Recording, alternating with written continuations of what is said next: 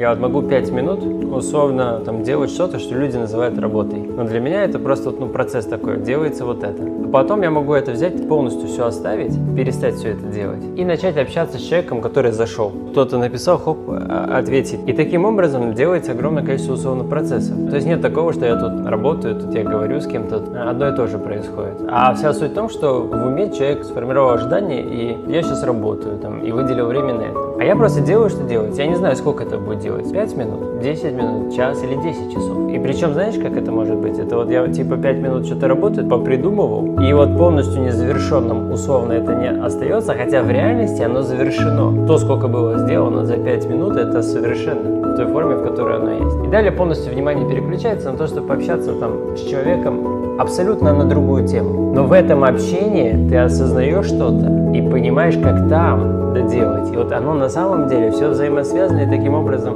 происходит.